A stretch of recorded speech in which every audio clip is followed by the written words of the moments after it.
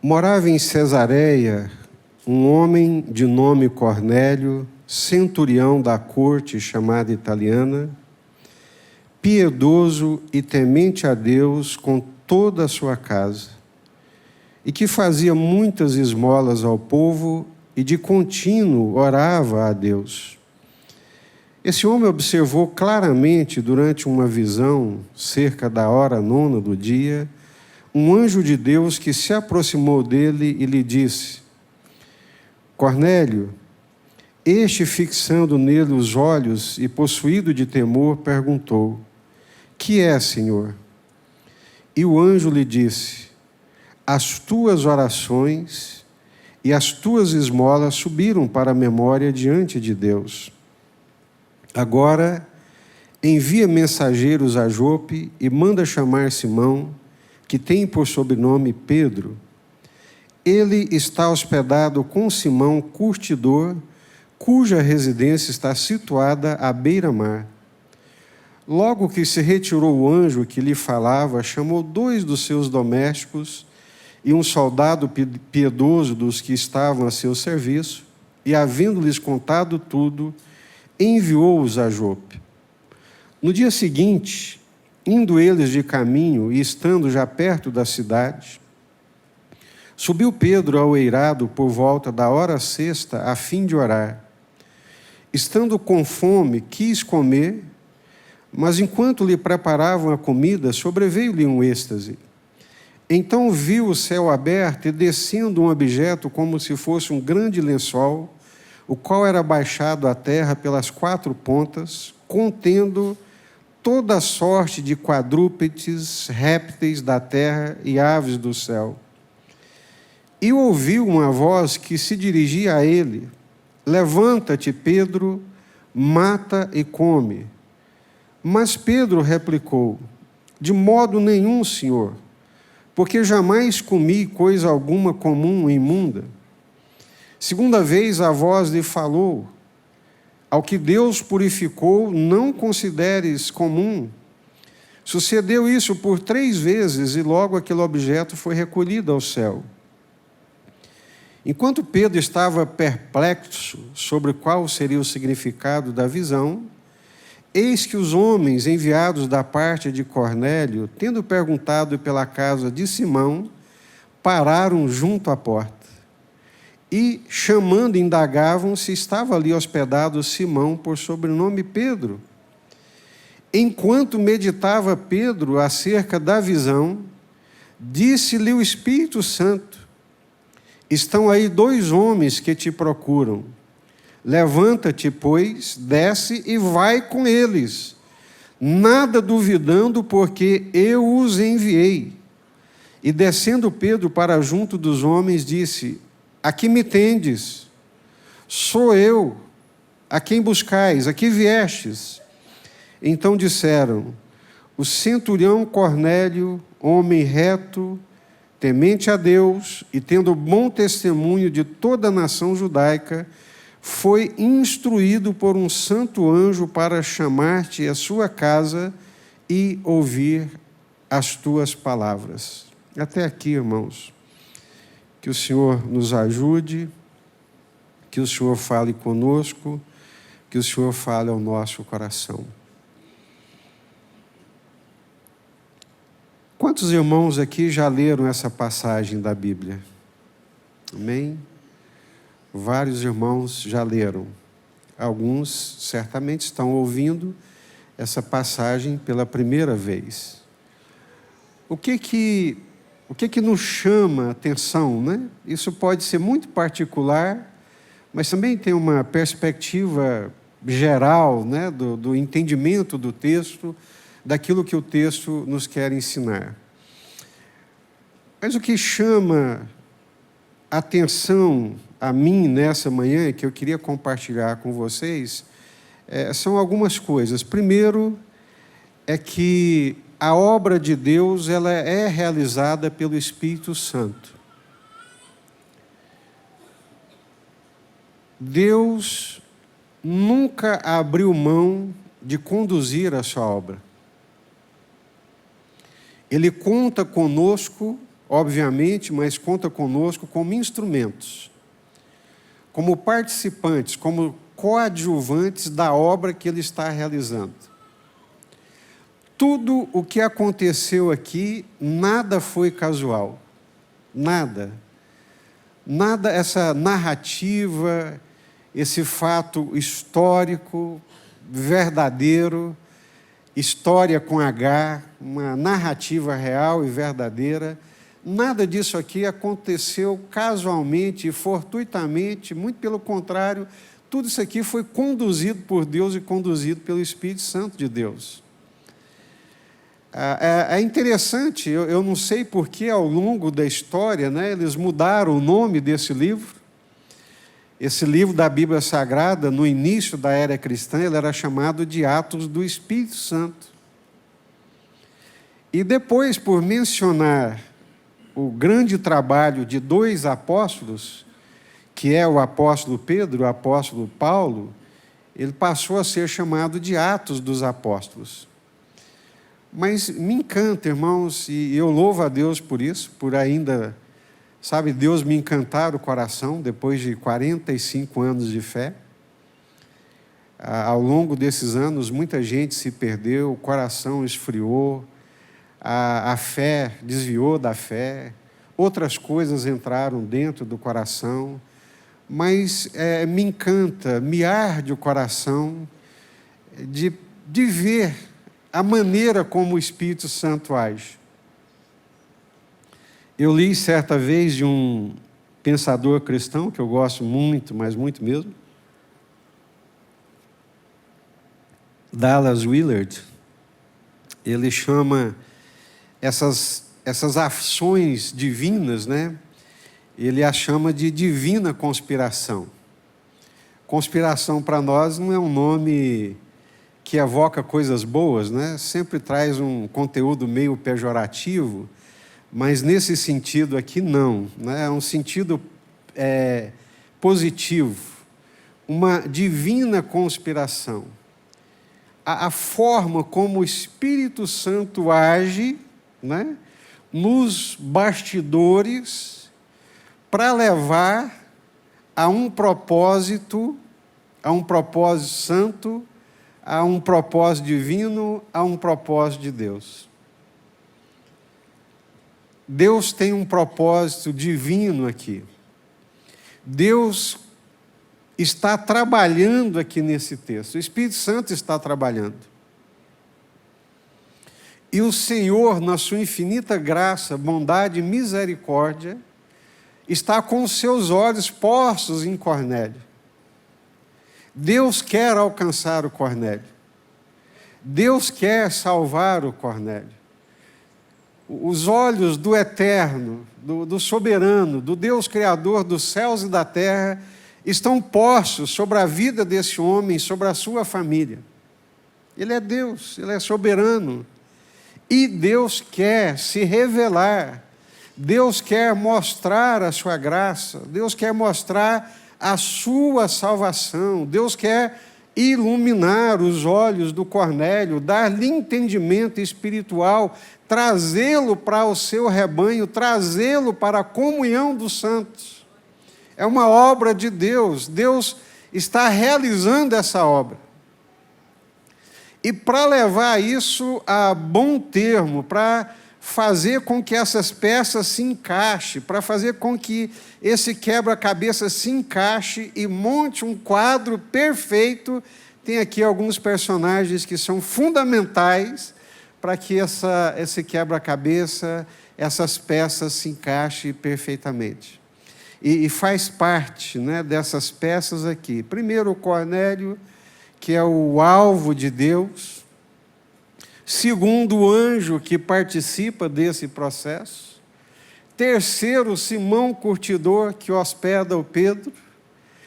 Quarto, o próprio Pedro, que faz parte desse processo divino, dessa conspiração, né, da montagem desse quebra-cabeça, cujo objeto final é alcançar o Cornélio, é salvar o Cornélio, é libertar o Cornélio, trazer o Cornélio para a família de Deus, para a comunhão com Deus, para a salvação de Deus. Eu acho extraordinário, isso me arde o coração, dá-me uma alegria profunda e um desejo enorme de ser instrumento nas mãos de Deus para que isso aconteça.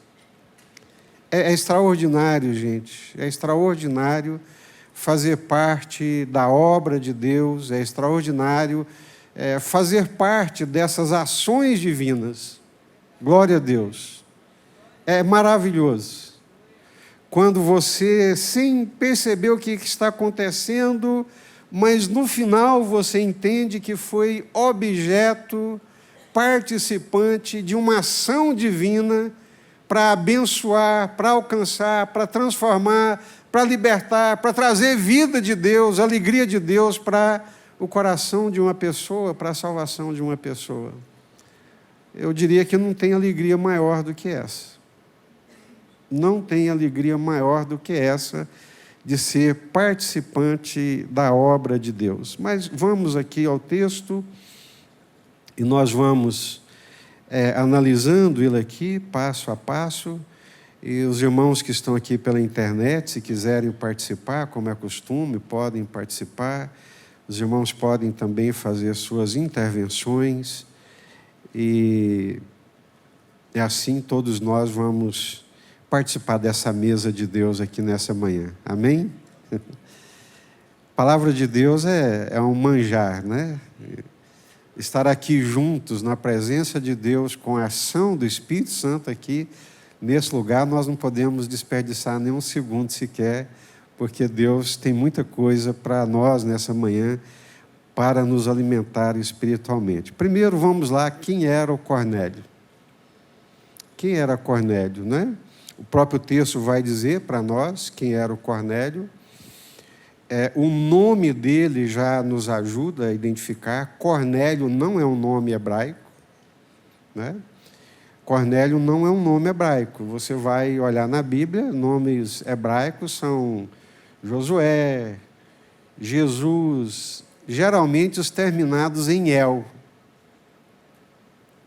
Rafael, Samuel, Reuel, quase todos os nomes terminados em El são nomes bíblicos, porque El é Deus, né? Uma referência a Deus.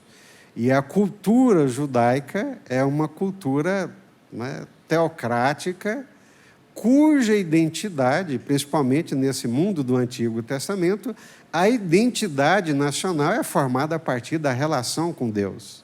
Que lindo! Hoje não, infelizmente. Mas nessa época, a identidade nacional, a identidade desse povo era formada a partir da manifestação, da revelação, da presença e das ações de Deus. Eu me lembro, nas conversas com meu sogro, né, ele japonês, estrangeiro, e consegui observar a cultura brasileira com um olhar de fora, com alguém que vem de fora, e ele, na simplicidade dele, ele dizia: a cultura japonesa, o espírito do Japão é o espírito do samurai. É isso que forma a cultura japonesa. É isso que dá identidade para a cultura japonesa, baseada nos princípios, né, que moviam a cultura, a vida, os objetivos. É o espírito do samurai. E ele dizia: você olha para os Estados Unidos, é o espírito do oeste, da conquista, do cowboy, do que dá tiro, que avança para o oeste. Isso na simplicidade dele observando, né? E o Brasil, de Tchan?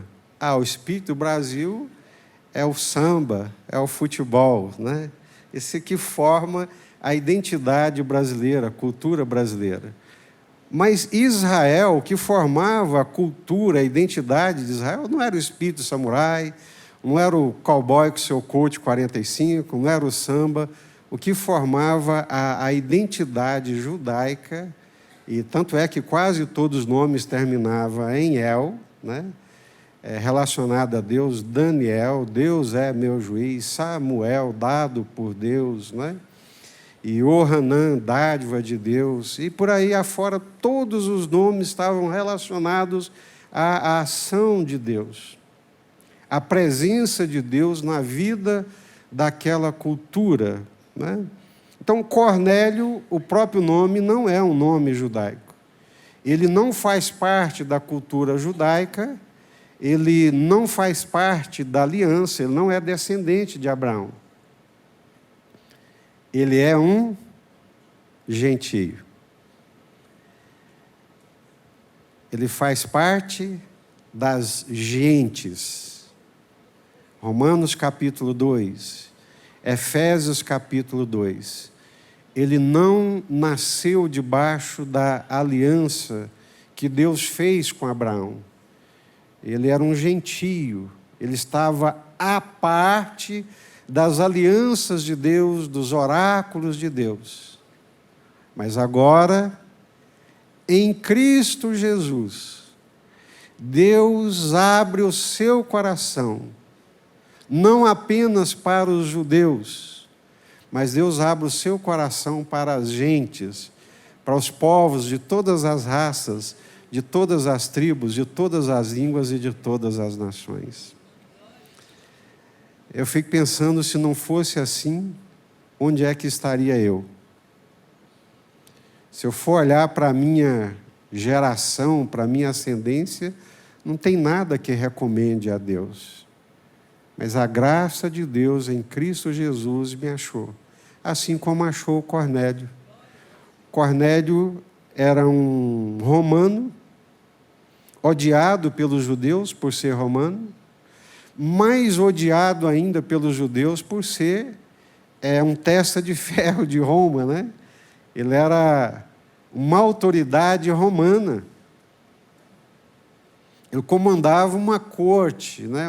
Ele era centurião. Ele fazia parte dessa estrutura de dominação romana. E os judeus, vocês sabem, não preciso entrar nesses detalhes, naqueles dias, odiavam Roma, porque tinham que pagar impostos, estavam subjugados, estavam dominados.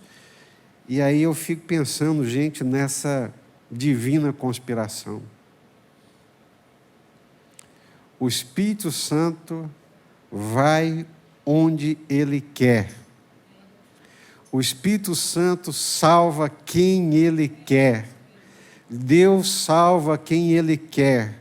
Deus não olha para geração, Deus não olha para família, Deus não olha para todas essas coisas que nós olhamos. É a graça dEle, é a bondade dEle, é a misericórdia dEle que nos alcança. E Deus estava de olho no Cornélio, que não era um judeu, era um oficial do exército romano, responsável pelo comando de uma centúria, de 80 a 100 soldados, era um líder militar romano que representava o poder de Roma na Palestina. Deus quer alcançar esse homem. O Espírito Santo de Deus está movendo a história, os céus, né? O mundo cósmico, para poder alcançar esse homem. Aleluia. Glória a Deus. Louvado seja Deus. É bom demais servir ao Senhor, conhecer ao Senhor, amar o Senhor, fazer parte da obra do Senhor. A melhor coisa que existe, né? Esse soldado, essa autoridade, membro do exército romano, era um homem piedoso. Por isso que nós não podemos fazer juízo condenatório. E nós também não podemos fazer aqueles juízos, como é que eu diria? Aqueles juízos tipo assim, político não vale nada. A polícia é corrupta. pastor é bandido. Não, nós não podemos fazer isso. Não podemos dizer, romano é opressor, soldado romano é sanguinolento. Não, não podemos fazer isso. Porque no meio do exército romano, há um homem que é piedoso e que é temente a Deus. Não somente ele, mas toda a sua casa. Morava em Cesareia um homem chamado Cornélio, centurião da coorte chamada italiana. A coorte era uma amplitude maior, né, de uma autoridade maior, de mais soldados. Ele fazia parte da coorte, conduzindo uma centúria. O nome dele era Cornélio. Ele era piedoso e temente a Deus com toda a sua casa. Interessante, gente, é que a Bíblia não dá esse testemunho de todos os judeus. Não é interessante? Ele não era judeu, ele não fazia parte das alianças, estava fora, mas era piedoso, enquanto que muitos judeus que faziam parte da aliança, que estavam ali no templo, não recebem esse testemunho da parte de Deus. É doloroso, né, quando a gente ouve testemunhos ruins de crentes e ouvimos testemunhos bons de pessoas que, falamos nós, não conhecem Deus como nós conhecemos. Tem muita gente que não está na igreja, que às vezes ainda não tem uma relação com Deus, mas são pessoas muito dignas, muito íntegras, bondosas, né? Muito bondosas, pessoas assim, que têm um coração bondoso. E às vezes nós não permitimos o Espírito Santo trabalhar na nossa vida e não alcançamos um testemunho que muitas dessas pessoas alcançam. Então ele era piedoso, temente a Deus com toda a sua casa, era bondoso, misericordioso e ajudava os outros nas suas necessidades. O termo, a gente não gosta muito desse termo, né? Os prefeitos até estão proibindo de dar esmolas e por aí afora, né? Mas ele ajudava os necessitados e dava esmola àqueles que precisavam. Ou seja, ele tirava da despensa dele, ele tirava da boca dos filhos dele para colocar em outras bocas, tirava da mesa dele para colocar em outras mesas. Era um homem bondoso, era um homem realmente piedoso. E Deus está de olho nele e diz que esse homem adorava, de contínuo fazia oração a Deus. E os judeus tinham o hábito de fazer oração durante os dias, né? Começando a primeira hora, segunda hora, terceira hora. E na hora nona, ele estava orando, né? Esse homem observou claramente durante uma visão, cerca da hora nona do dia, um anjo de Deus que se aproximou dele e lhe disse: amém? Deus está movendo o mundo cósmico, invisível. Anjos são reais, né? Tem um livro do Billy Graham que chama Anjos, né? Li esse livro há muitos anos atrás. E ele conta vários testemunhos de ações divinas e sobrenaturais que não teria nenhuma outra explicação a não ser a ação desses espíritos, né, angelicais, das hostes do bem, das hostes de Deus, enviados a serviço dos santos. É o que está escrito na palavra de Deus. Os anjos estão a serviço de Deus. A nosso serviço, povo de Deus, né? Sentado ali com o pastor José agora de manhã, conversando e contando que ontem, com a moto parada, veio uma caminhonete e bateu na traseira da moto dele, parado. Na hora, eu falei, você foi ao chão, né, pastor? Você caiu. Ele falou assim, não caí e não aconteceu nada com a minha moto. Enquanto que a caminhonete estragou a grade, quebrou aquele selo. Eu falei, não é possível. Uma moto para uma caminhonete. Né? Nós, certa feita, estávamos vindo de Ilhéus, e a Meire, esposa do João, dirigindo o carro deles. E quem conhece aquela estrada de Correntina, né, para 020, ali vindo para o Poço Rosário, sabe que é uma pista muito estreita, alta e escorrida para fora, né? E eu vinha à frente e eles atrás, e a Meire dirigindo atrás, uma chuva muito grande. E naquela época a gente carregava os meninos na carroceria, né, com cobertura e tudo, e a Márcia bate ali na traseira da caminhonete, e de uma forma muito violenta. Eu assustei e ela sinalizou. Eu olhei pelo retrovisor, só vi a Paraty rodando e despencando ali daquele despenhadeirozinho de uns 2, 3 metros. Vocês não queiram saber a angústia. Foi Jesus, amado, morreu todo mundo.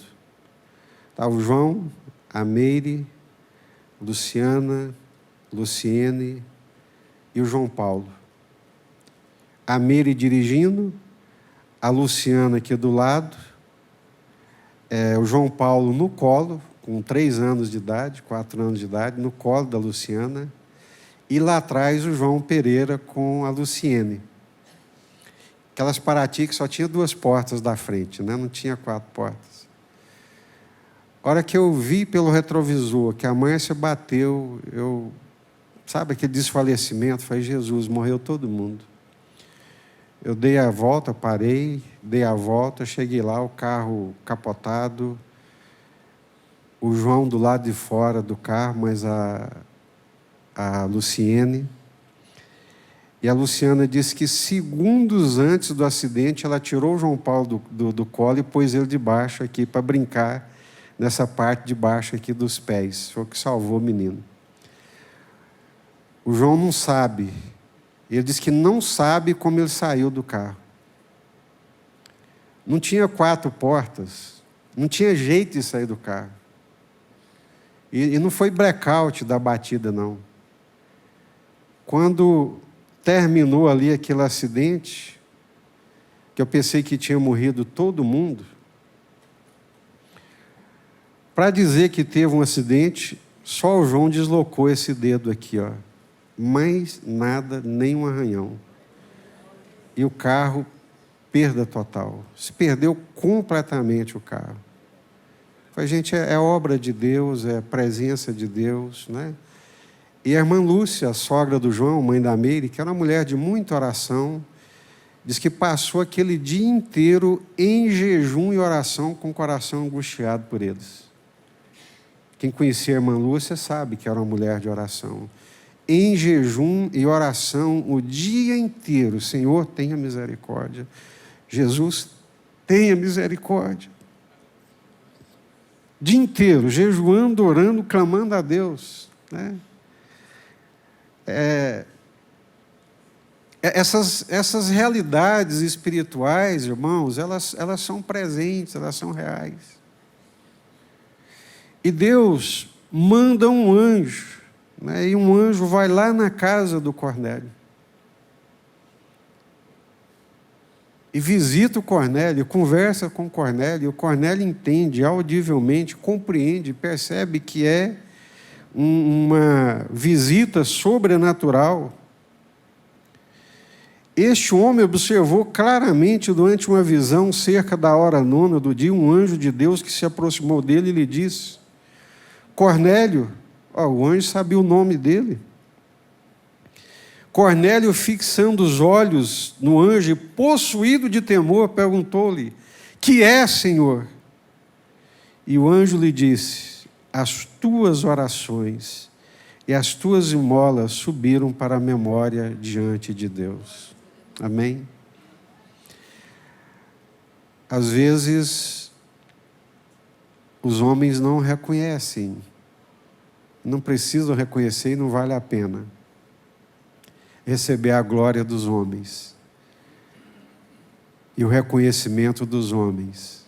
Mas é bom demais saber que o Senhor reconhece e vê todos os atos de bondade e de misericórdia que nós praticamos. Isso é bíblico. Todos os atos de bondade e de misericórdia que nós praticamos estão no memorial diante do Senhor. Até um copo d'água. Uma palavra que afirma, uma palavra que levanta o espírito da pessoa. Isso é obra do Espírito Santo. E eu sei que Deus me usa nisso. Às vezes estou conversando com a pessoa, nunca vi, pergunto o nome, começo a conversar. E ali naquela conversa, Deus usa, dou uma palavra, coisa... Não estou evangelizando a pessoa, nem catequizando, mas uma palavra de ânimo, de boa disposição. O sorriso abre, o semblante ilumina. E eu sei que é Deus, eu sei que é o Espírito Santo. Isso tudo é contado diante de Deus. É muito bom ser usado por Deus para abençoar a vida dos outros, não é? E lamento muito, às vezes que eu não sou bênção, às vezes sou aborrecido, né? Me iro com algumas coisas e não permito Deus me usar. Às vezes uma fila, às vezes um atendimento mal feito, e alguma outra coisa me aborrece, e eu perco ali a graça e a oportunidade de ser um instrumento de Deus. Mas quando sou um instrumento de Deus, é maravilhoso. E a gente sabe, isso tem recompensa e memorial diante de Deus. Então, o Senhor diz para Cornélio, né? Olha, as tuas orações, aleluia, as tuas orações, Cornélio, elas subiram para diante de Deus. É bom, né, gente? Não é bom? Né? Saber que as nossas orações, elas não batem no teto e caem no chão. Já ouvi muitas vezes, né? E certamente as pessoas não estavam exagerando. O pastor Ernesto Anini disse que um dia ele estava no gabinete dele orando, acordava todo dia às 5 horas da manhã para orar, e ele disse que naquele dia o teto estava de bronze. O céu estava de bronze. Ele orava e as orações não passavam do teto. Já teve essa experiência? E ele continuou insistindo nas orações, e as orações não passavam do teto, parece que o céu estava de bronze, e o coração foi angustiando, o coração foi apertando. Senhor, o que está acontecendo? O que está acontecendo, Senhor? Não dá liga, não tem essa conexão. Parece que eu estou jogando palavras aqui ao vento. E o Senhor lhe disse com muita clareza: dá-me a tua biblioteca. Está escrito na biografia dele. Ele falou: Senhor, mas a minha biblioteca? Imagina, gente, eu tenho a minha biblioteca hoje, né? Hoje é muito mais fácil, você carrega a biblioteca num iPad. Mas naquela época, há 50 anos atrás, ter livros era uma coisa muito difícil. E todo pastor que se preza tem muitos livros. precisa ter livros, né? E ele tinha, para a época, uma biblioteca excelente. Eu quero a sua biblioteca, dá-me a tua biblioteca. Ele sabia o custo, o preço afetivo, emocional e financeiro que tinha aquela biblioteca. E ele disse, sim, senhor, eu te entrego a minha biblioteca. É tua. Faça dela o que o senhor quiser. Dá-me a direção do Colégio Batista de Perdizes. Aí não, senhor. Aí o senhor me quebra as pernas. Não. Entrega. Isso é um ídolo. A biblioteca é um ídolo na sua vida. Ser diretor do Colégio Batista de São Paulo, hoje Faculdade Teológica, né? Colégio Batista tem em Belo Horizonte, tem no Recife, tem em várias partes do Brasil. E naquela época, ser diretor de um colégio batista, eu quero, dar-me. E ele entregou. E por fim Deus lhe diz, entrega-me o pastorado da Igreja Batista de Perdizes. E ele foi ser um pregador itinerante. Pregar na praça. Quantos anos pregou na Praça da Sé? Deus fala, Deus se manifesta. Ele diz que a partir dessas entregas, dessa rendição, os céus se abriram. As nossas orações, elas são ouvidas, Deus ouve as nossas orações. Deus fala conosco, Deus se manifesta. Deus é presente, Deus é Deus vivo, gente, né? E o Deus vivo mandou o seu anjo para falar com Cornélio. Por que o anjo manda chamar Pedro? Por que o anjo mesmo não anuncia o evangelho para o Cornélio? A gente estuda muito sobre a economia de Deus. Eu, de formação, sou também economista, e uma das coisas da economia é a escassez de recursos. Deus não desperdiça recursos, não desperdiça tempo. Por que não mata logo ali a charada e o anjo não anuncia o evangelho para o Pedro? Por quê? Nina, Cida, pode falar, vocês duas aí que falaram. Eu creio que tudo é para nós hoje, né? Sim. Então eu creio que Deus quer nos dar esse privilégio de participar da sua obra. Uhum. É engraçado que você vai lá ler nas cartas de Pedro, depois que Pedro vai dizer, eu acho que com base nessa experiência mesmo, que a obra da evangelização não foi dada aos anjos, mas foi dada a nós, foi dada à igreja. Aí, gente, eu fiquei aqui, sabe, fiquei pensando, falei, gente, se Deus quiser salvar uma pessoa, Deus tem um plano de salvar uma pessoa. Será que Ele vai usar a minha vida para salvar essa pessoa? Será que o Espírito Santo pode contar comigo?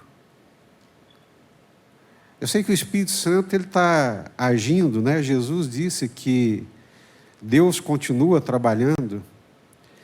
Deus descansou da obra da criação, mas Deus continua trabalhando na obra da redenção. Deus continua trabalhando na obra da redenção, salvando pessoas. E Ele salva as pessoas através de nós, através de mim, através de você. Aí eu fiquei pensando assim, né? Me ajude, vamos fazer esse exercício aqui de imaginação, né? Suponhamos que tem alguém angustiado, lá na casa dele, está angustiado, perdeu o rumo da vida, perdeu o sentido, perdeu a direção, Deus está de olho nele. O Espírito Santo, ou um anjo de Deus, aparece para ele, mandaria chamar você?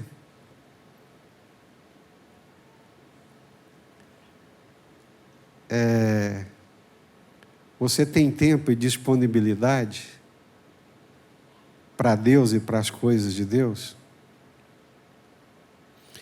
Você tem, né, a gente tem essa disposição de coração? Eu acho que hoje nós andamos com o coração assim tão sobrecarregado. Os obreiros que preocupam mais com a obra de Deus do que com a comunhão com o Senhor. As mães que preocupam mais com seus filhos, os trabalhadores que estão tão focados nos seus trabalhos, que o tempinho que sobra está tão exausto, tão esmurecido, que ele quer uma distração. Eu acho difícil o Espírito Santo achar alguém disponível para falar para essa pessoa, vai lá, manda chamar o fulano de tal. Porque o fulano de tal está com a cabeça tão cheia que não tem nem como ele ouvir o Espírito Santo. Ele nem vai saber que é o Espírito Santo, que é uma obra do Espírito Santo. Por que o anjo manda chamar Pedro? Por que o próprio anjo não anunciou o evangelho a Cornélio? Mas disse, manda chamar Simão Pedro. Então, aqui tem uma ação divina, tem uma conspiração divina da parte do Senhor para poder alcançar esse homem, esse Cornélio. É Deus, o Eterno, na sua infinita graça, na sua soberania, que quer alcançar esse homem. Manda chamar Pedro.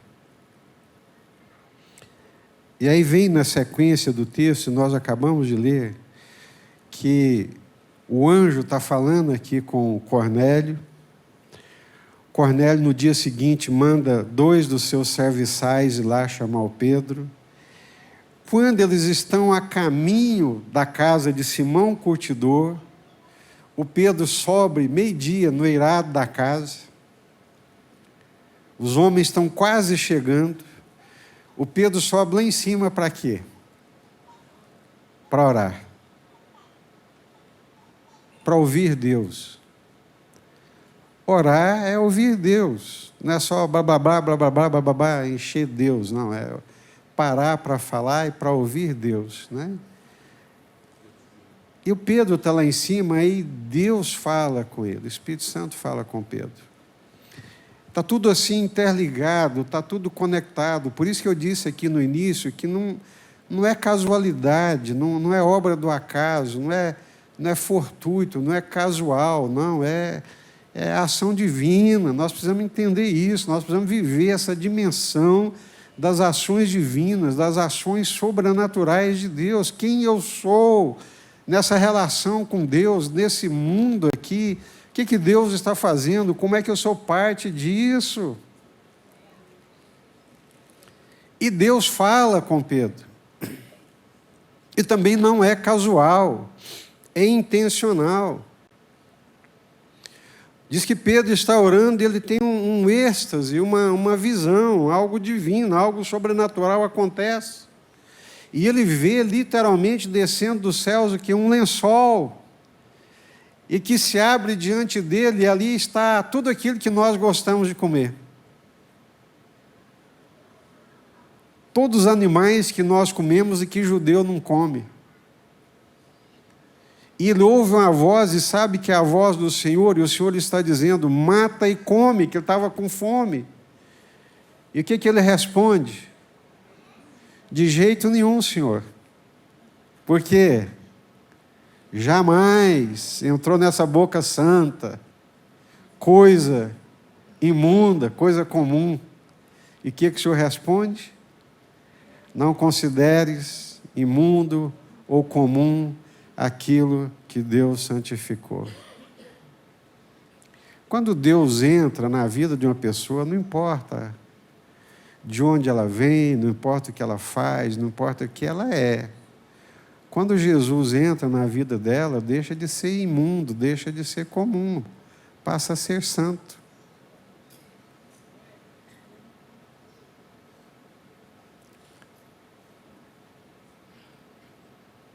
Pedro considerava os gentios como imundos. Tem alguém aqui na sociedade, nos dias de hoje, algum grupo que você considera como imundo? Como imundo, indigno? Deus não. O Senhor não. O Senhor não olha como nós olhamos. E olhando dessa forma, certamente eu não serei instrumento de Deus para a salvação dessas pessoas. Se eu olho para alguém, para algum grupo, e hoje com as ideologias, né, isso é muito forte, as bandeiras que entraram dentro da igreja, se eu assumo uma bandeira e olho para outra bandeira com ojeriza, com ódio, dificilmente Deus vai me usar para poder alcançar alguém daquela bandeira lá, daquele lado de lá. É o caso do Pedro. Judeu não entra na casa de gentio. O judeu não come com gentio. O judeu não entra na casa, não cumprimenta, considera como porco, considera como imundo. É por isso que nós falamos que esse texto aqui é a terceira conversão de Pedro. O Senhor tem que converter o coração dele, tem que fazer uma obra primeiro na vida dele. Deus está fazendo uma obra na vida, no coração do Pedro. Ele é convertido quando ele larga as redes de pescador. Ele é convertido quando ele aceita o chamado do Senhor. Mas aqui ele é convertido quando Deus toca no coração dele para ele olhar as pessoas da forma como Deus olha. É obra de Deus. E é interessante que ele está na casa de um curtidor. O judeu não mexe com coisas mortas, é proibido ao judeu mexer com morto. E o Simão de Jope era um curtidor, e o Pedro está exatamente na casa desse curtidor. Tudo isso para a gente entender que Deus é muito melhor do que nós, e que nós fomos, muitas vezes, impedimento para a obra de Deus, nos nossos preconceitos, nas nossas preconcepções, nos nossos valores, né? E Deus precisa converter o nosso coração. Concluindo, Deus usa pessoas e não anjos para falar ao coração de outras pessoas. Vamos repetir comigo? Deus usa pessoas e não anjos para falar ao coração de outras pessoas. Deus usa a minha vida, Deus usa a sua vida para falar ao coração de outras pessoas. Que Deus nos ajude, gente. Sabe, até essa percepção de Deus, essa iluminação de Deus, ser parte da obra de Deus. Qual é a nossa disponibilidade? O quanto estamos disponíveis para ouvir Deus e permitir que Ele nos use? Eu me lembro, pastor José Rego do Nascimento, um dos pioneiros da obra de renovação espiritual, pastor em Belo Horizonte. Ele diz que é acordado pelo Espírito Santo de madrugada, 2 horas, 3 horas da manhã, Deus o acorda, o Espírito Santo o acorda, e diz para ele, sai para a rua e vai pregar o Evangelho. Ele diz que acorda, sonolento, põe a roupinha dele, pega a Bíblia, vai para a rua, e chega num determinado ponto da rua, o Senhor lhe diz, é aqui, para e prega. Ele abriu a Bíblia e disse que começou a pregar como se estivesse pregando para uma multidão. Deus mandou, o Espírito Santo encaminhou. Ele estava disponível para ouvir a voz do Espírito Santo. E diz que pregou um sermão daqueles de salvação mesmo, em Cristo Jesus. Só faltou fazer o apelo. Quando ele terminou, a luz lá do tantos andares do prédio acendeu. E alguém gritou lá de cima: me espere aí que eu estou descendo para falar com você. E o homem desceu e disse para ele: eu estava me preparando para pular lá do tal andar. Mas ouvi agora essa mensagem. Deus tocou no meu coração. E Deus me mostrou que tem esperança, que tem vida, que tem possibilidade, tem uma segunda chance, tem um novo caminho aberto. Mas ele estava disponível. Pastor, Sim. posso contar um testemunho? O senhor está falando e está me inquietando demais. Posso contar? Claro, por favor. Senhor. Nós éramos recém-convertidos, eu e o Arnaldo, e nós estávamos numa vigília e o Senhor falou comigo assim: vai até a tua parentela, que tem uma pessoa que vai morrer e você precisa falar do evangelho para ela. E aí, eu conversando lá em casa, eu tinha um tio realmente que estava muito ruim, ele era diabético, estava numa fase muito avançada, e estava internado no hospital Santa Casa, lá de Poços de Caldas.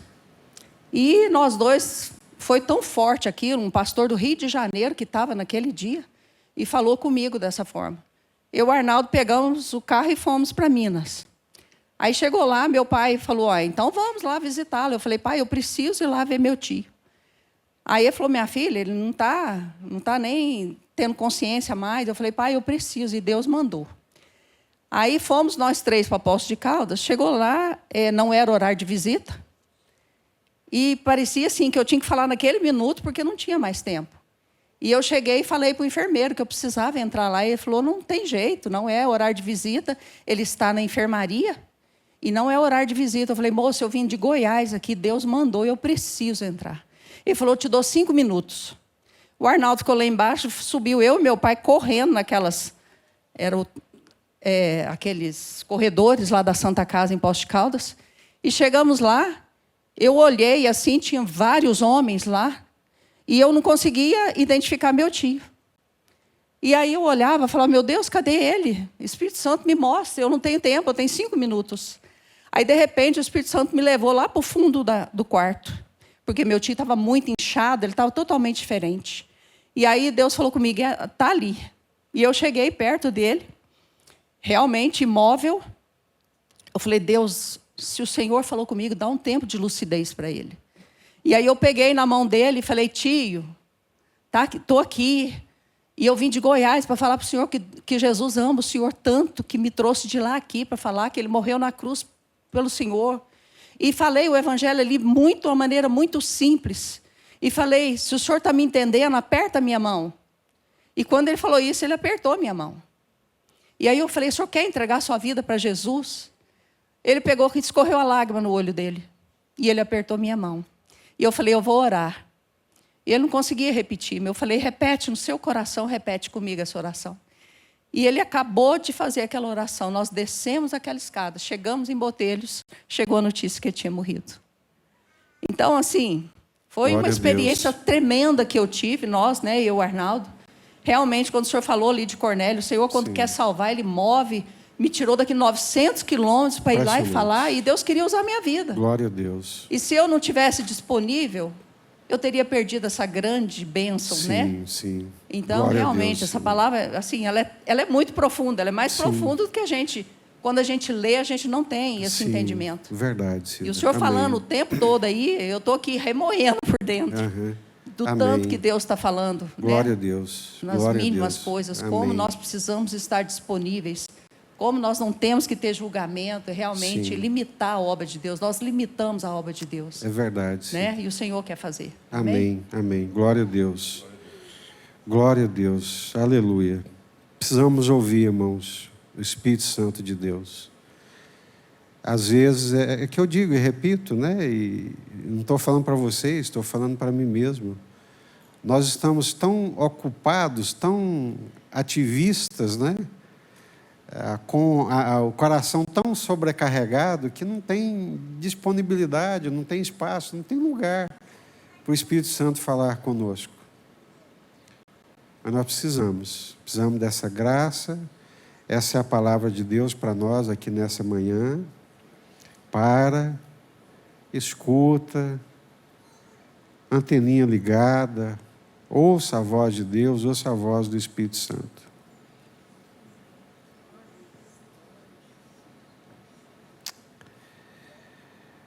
Se o Espírito Santo falasse conosco, nós entenderíamos sua voz, saberíamos que é Ele. O quanto a barreira do preconceito pode nos impedir de sermos instrumentos de Deus, né? É um milagre, gente, não é de nós, é uma ação do Espírito Santo, tem que ser uma ação do Espírito Santo. Nas mínimas oportunidades que Deus cria, né? No contato com outras pessoas, né? Eu gostaria de ser sempre assim, mas nem sempre sou. É que eu estou dizendo para vocês, às vezes você chega num ambiente e ao invés de ser instrumento de graça, você é instrumento de perturbação. Né? Você dá lugar ao seu ego, né? À sua carne, e está mais preocupado com a sua vontade, com o seu bom atendimento, de ser bem tratado, do que se preocupar em tratar bem o outro e ser um instrumento de bênção na vida do outro. Que Deus nos ajude. Amém? Vamos orar? O Senhor está trabalhando, o Senhor está salvando, Deus está falando com as pessoas e fala através de nós, fala através do nosso coração. Vamos, através da nossa vida, vamos ficar de pé, vamos orar? Vamos orar nesse momento, amém? Curva a sua cabeça, pastor Josué, vamos orar. Coloca a sua vida nas mãos do Senhor, sabe? Peça a Deus para te dar essas experiências, para você ter essa vida sobrenatural, essa comunhão com Deus mesmo, para ser um instrumento nas mãos de Deus. Senhor nosso Deus, nosso Pai, obrigado pela Tua palavra, obrigado porque o Senhor fala de várias maneiras. E como o Senhor já falou uma vez comigo, que no mundo há muitos ruídos. Esses ruídos nos impedem de ouvir o Senhor falar. E hoje, nessa manhã, o Senhor separou a cada um de nós aqui para que o Senhor falasse ao nosso coração. Obrigado porque o Senhor falou. Obrigado porque muitos ouviram e muitos vão guardar no coração essa palavra. Muito obrigado pela instrumentalidade do Teu servo.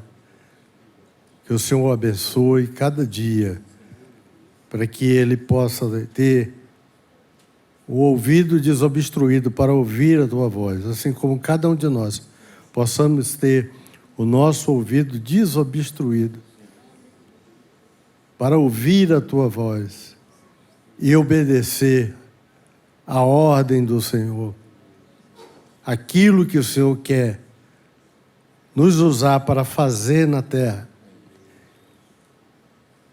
E que nós, Pai, muitas vezes não fazemos, porque o nosso tempo 100% está para nós, para os nossos. E não tiramos 1% do nosso tempo para o Senhor, porque eu não tenho tempo. Eu tenho que correr atrás. O Senhor nos perdoe nessa manhã e que nós possamos, meu Pai, fazer essa reflexão de ver qual o percentual do meu tempo que eu estou usando para ouvir o Senhor, para fazer aquilo que o Senhor quer que nós façamos. Que essa manhã fique marcada essa palavra no nosso coração, Pai. Muito obrigado. Que o Senhor nos abençoe, que o Teu Espírito Santo nos torne maleável ao Senhor, em nome de Jesus. Em nome de Jesus, para a glória de Jesus. Amém.